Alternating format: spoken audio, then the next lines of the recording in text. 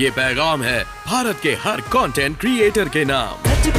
जय भीम बड़ा सीधा हंसी, जय भीम तैयार हो जाइए to unleash yourself. Jai Bhim app available on the Play Store and Apple App store.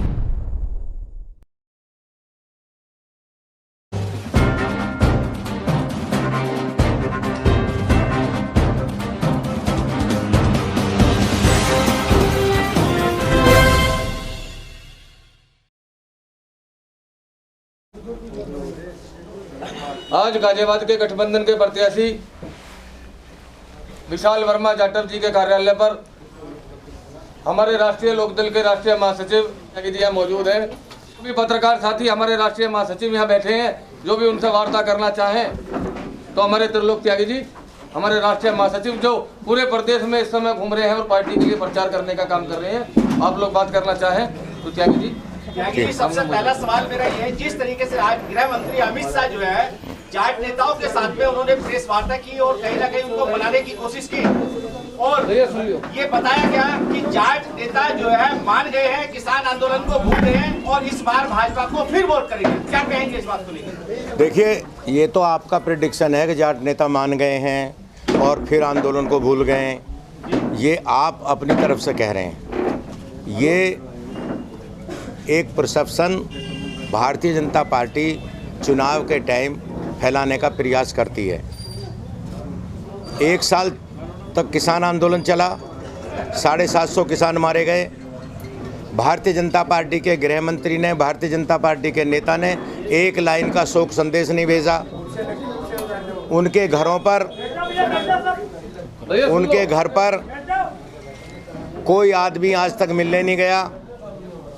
सिर्फ अमित शाह के घर पर भारतीय जनता पार्टी के कार्यकर्ताओं की बैठक बुलाकर उसमें एक भी समाज का व्यक्ति नहीं था, एक भी आंदोलन का व्यक्ति नहीं था।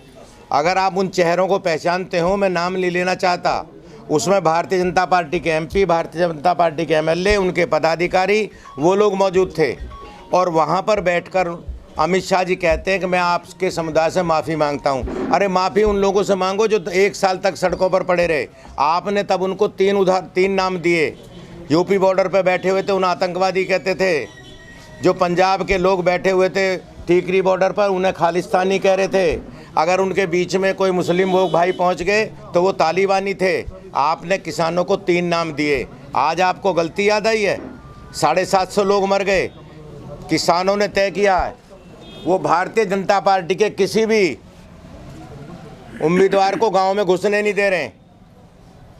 और जब ये हालत आ गई कि भारतीय जनता पार्टी के उम्मीदवार गांव में नहीं घुस पा रहे हैं, तब दिल्ली का गृह मंत्री, अरे माफ़ी मांगनी है तो उन किसानों से मांगो जो 1 साल तक सड़कों पर बैठे रहे। माफ़ी मांगनी है तो उन माओं से मांगो जिनके बेटों ने अपने बेटे खो दिए। माफ़ी मांगनी है उन बहनों से मांगो जिनके भाई खो दिए। माफ़ी मांगनी है उन बहनों से मांगो जिनके पति खो गए। आज माफ़ी मांग रहे हो बैठ के अपने कार्यकर्ताओं को बुलाकर, और एक परसेप्शन और देश का टीवी के साथ जाट बना लिए गए।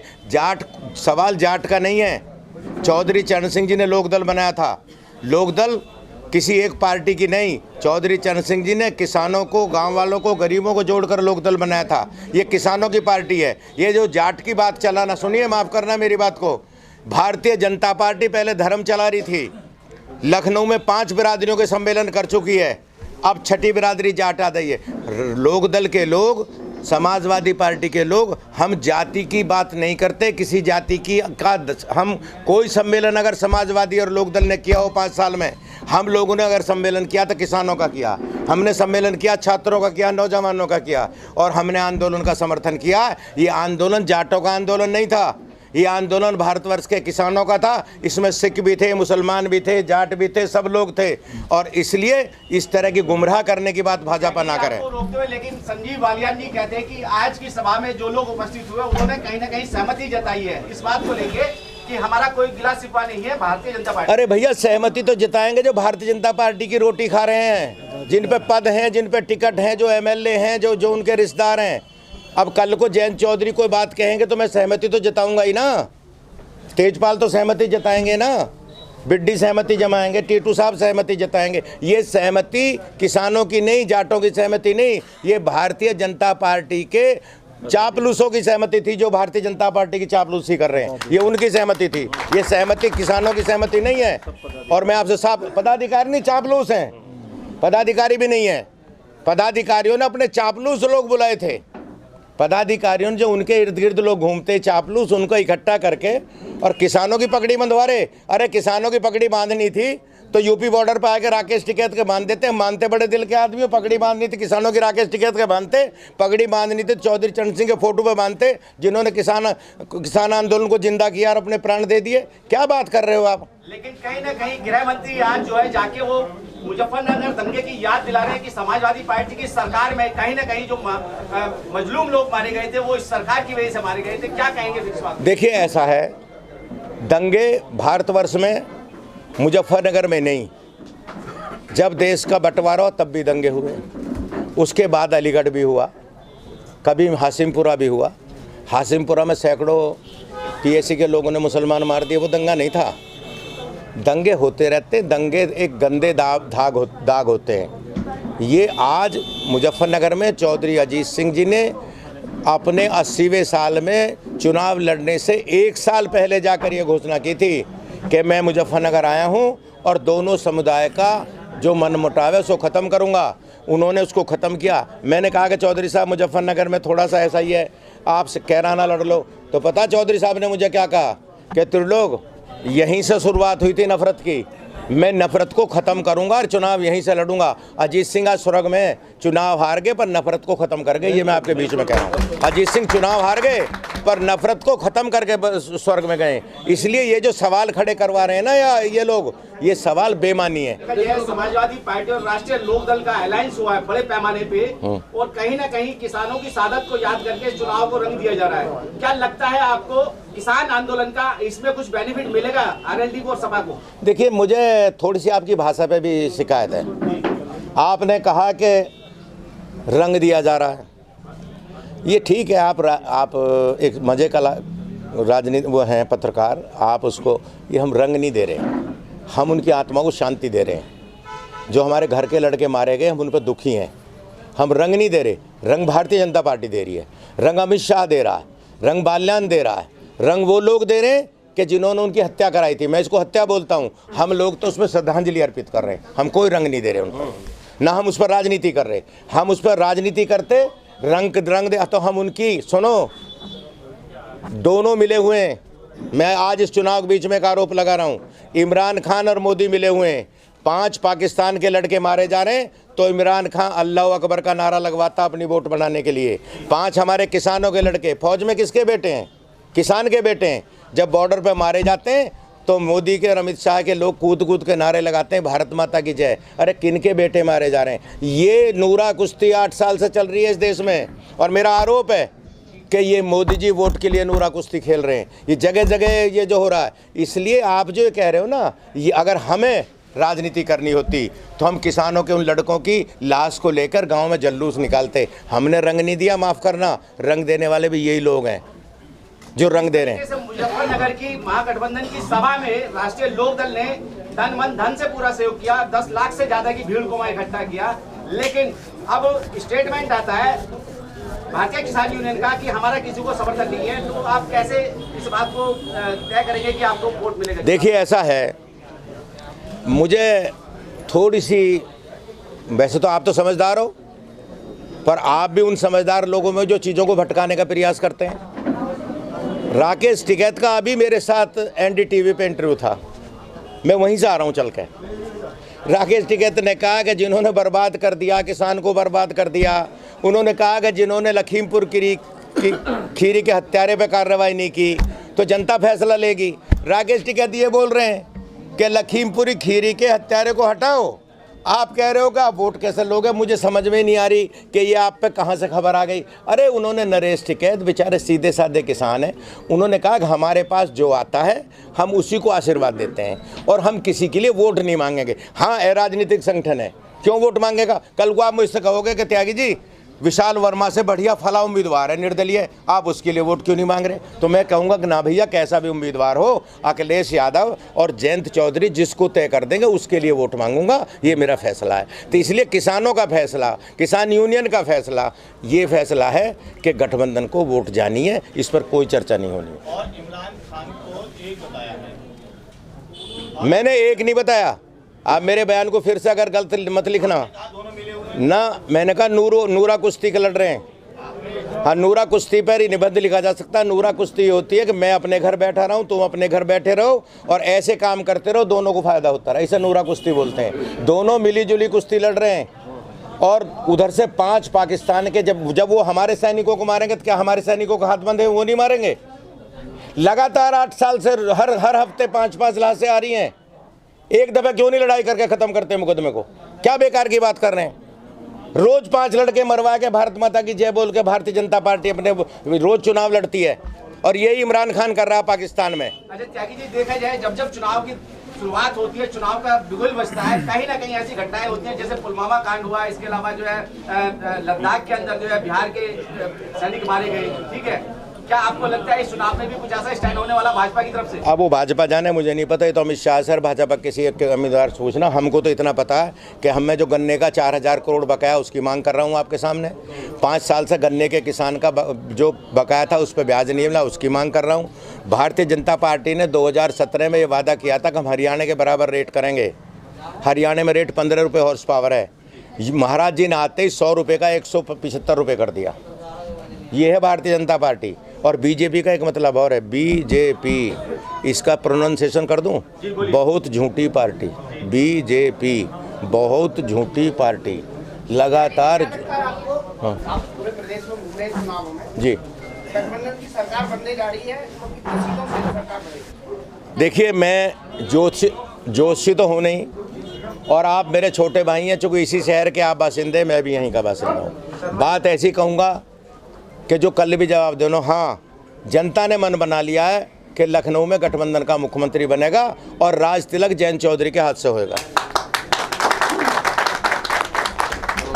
अहम रखा जा रहा है क्या किसानों के अलावा बाकी जनता के लिए भी? हाँ, यस, आपने सवाल मतलब का आप पूछा है। देखिए, मैंने बिजली का सवाल किया, चूँकि भाई साहब लगातार हिंदुत्व और भाजपा भी ले जा रहे थे सवालों को, तो मैं थोड़ा सा, आपने एक सवाल किया है, मुद्दा बेरोजगारी का है।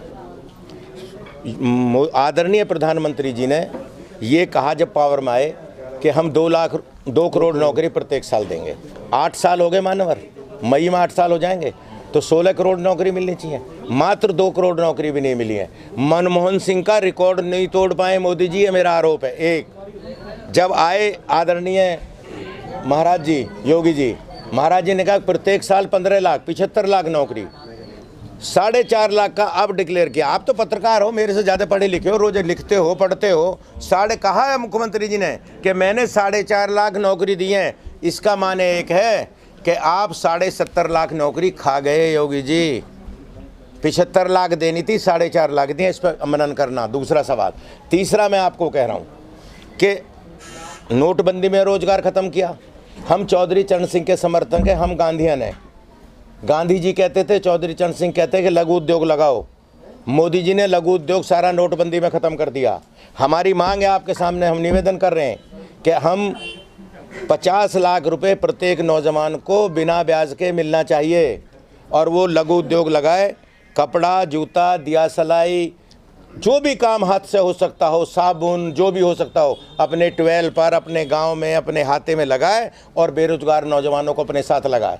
और ऐसा नहीं है अपनी पत्नी को लगाएगा, अपने दोस्त को लगाएगा, अपने भाई को लगाएगा, तब बेरोजगारी मिटेगी। बेरोजगारी अपराध की जननी है, अपराध बेरोजगारी की जड़ से निकलता है। योगी जी 4.5 लाख नौकरी देते हो, अगर 75 लाख नौकरी देते तो हो सकता था 75 लाख में से 2 लाख लड़के अपराधी ना बनते, जब उनको खाने को नहीं है। रक्षाबंधन पे बहन को राखी बांधने को पैसा नहीं। आप उन्हें कहोगे पुलिस को कि मारो, ठोको, फिर आपकी पुलिस वीर पुरुष हो जाएगी, फिर उन पर गोली चलाएगी, उनके घुटनों में गोली मारेगी। अरे अगर अपराध रोकना है तो रोजगार दो, मेरी सीधी सीधी मांग है। अपराध, बेरोजगारी अपराध की जननी है। अपराध रोकना है तो रोजगार दो पहले नौजवानों को। मैं जितने पत्रकार साथी हैं उन्हें चैलेंज करता हूं यहाँ, और एक लड़के का नाम बताता हूँ और 10,000 रुपये दूंगा।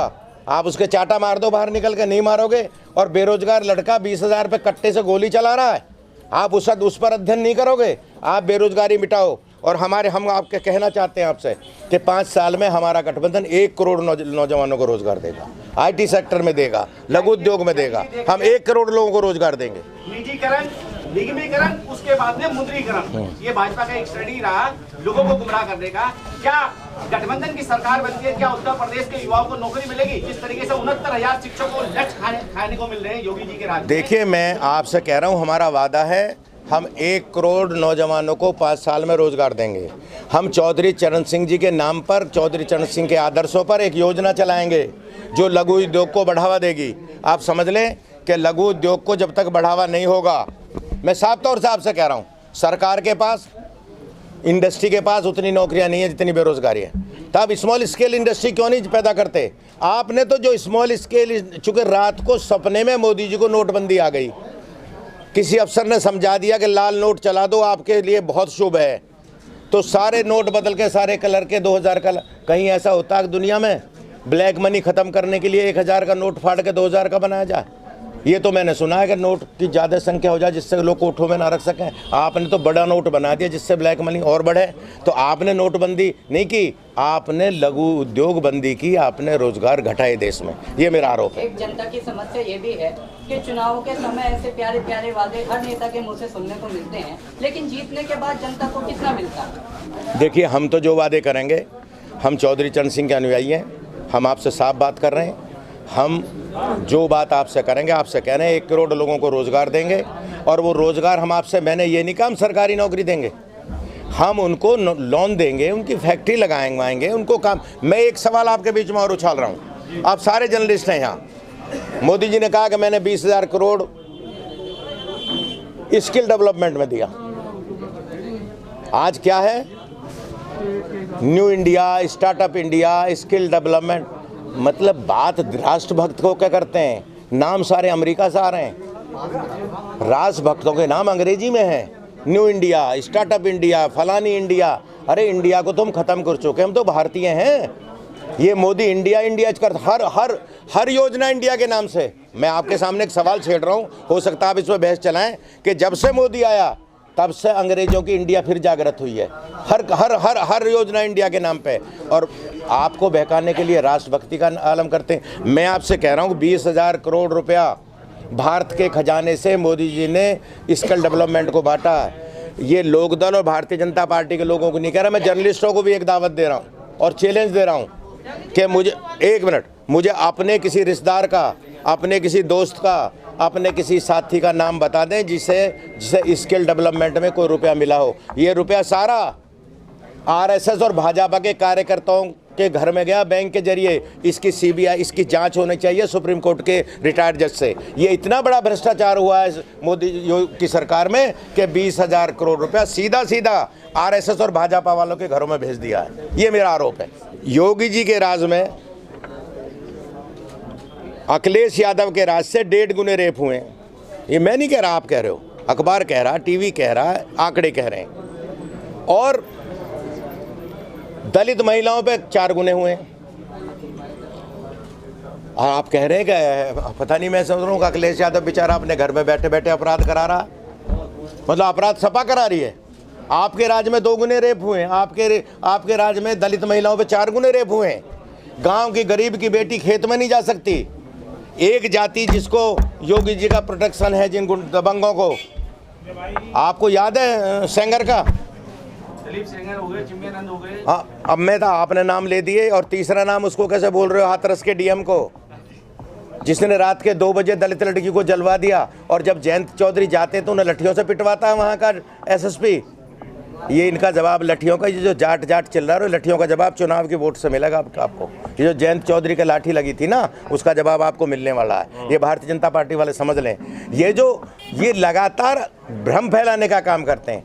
आप रोज अपराध हाथरस जयंत चौधरी ने किया क्या अखिलेश यादव ने किया? 2 बजे दलित की बेटी को बिना उनके परिवार को मुंह दिखाया आपने जलवा दिया। और आपका SSP, DM, आपकी सरकार, आपके नेता कहते रहे कि रेप नहीं हुआ है, झूठा है। और CBI कह रही है कि रेप है। जो लोग पकड़े गए उन्हीं को रेप में गया। सेंगर को आपने 2 साल तक पकड़ा नहीं, सीबीआई ने पकड़ा तो सजा काट रहा जन्म कैद की जेल में, उसके बाप को मरवा दिया। मैं कितने किस्से आपको सुनाऊं। एक घटना है, आपने गुप्ता जी को वहाँ गोरखपुर में इसलिए पीट पीट के मरवा दिया कि उसने पैसा नहीं दिया वहाँ के इंस्पेक्टर को, है। आपका होम मिनिस्टर, उसका लड़का, इसलिए होम मिनिस्टर बयान देता है क्या मुझे जानते नहीं, मैं पहले क्या था।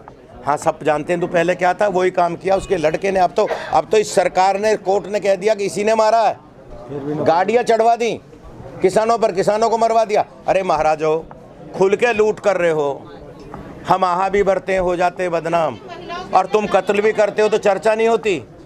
भारतीय जनता पार्टी कत्ल करे, इनकी चर्चा नहीं होगी, और हम आहा भी कर दें, अखिलेश यादव ने कर दिया, फलाने ने कर दिया। देखा जाए आज जो है राष्ट्रीय लोकदल की पूरी कार्यकारिणी है, यहाँ तक कि महासचिव भी जो है राष्ट्रीय लोकदल के आपके साथ बैठे हुए, कैसा महसूस कर रहे हैं आज इस परिवार को पाके? देखिए, अब से कुछ दिन पहले आप सब लोग भी आए थे, जब पूरा संगठन समाजवादी पार्टी का था, जिसकी हमारी मीटिंग हुई अपना कार्य करने के लिए, उसकी रूपरेखा तैयार करने के लिए, और आज लोकदल का पूरा संगठन यहाँ पे है विधानसभा का, उस रूपरेखा को तैयार करने के लिए काम तो काफ़ी पहले से कर रहे हैं, लेकिन एक गाइडलाइन, एक स्ट्रेटजी तैयार करनी, हम लोग इकट्ठे आज उसके लिए हुए हैं। और इसी प्रश्न में आपके इस प्रश्न का भी उत्तर है कि समाजवादी के लोग क्यों नहीं हैं, क्योंकि आज मीटिंग जो है केवल लोकदल के पदाधिकारी, उनके साथियों की मीटिंग है, और समाजवादी के हमारे जो बड़े पदाधिकारी हैं, जिलाध्यक्ष जी, महानगराध्यक्ष जी, वो सब क्षेत्र में लग रहे हैं, चुनाव प्रचार प्रसार कर रहे हैं। अब मैं आज की मीटिंग के मुद्दे पर आता हूँ। आज की मीटिंग का हमारा मेन मुद्दा है, एक हमारे क्रांतिकारी साथी हैं, दलित समाज से हैं, मोहनलाल बॉबी जी, जो पहले पश्चिम में कोऑर्डिनेटर रहे बहुजन समाज पार्टी में, उसके बाद बहुजन समाज पार्टी छोड़कर आपने आजाद समाज पार्टी ज्वाइन कर ली, और इस समय मेरठ और सहारनपुर 2 मंडल के कोऑर्डिनेटर हैं। ये आजाद समाज पार्टी छोड़कर आज ये सदस्यता रहे हैं समाजवादी पार्टी। मैं उनका स्वागत करता हूँ।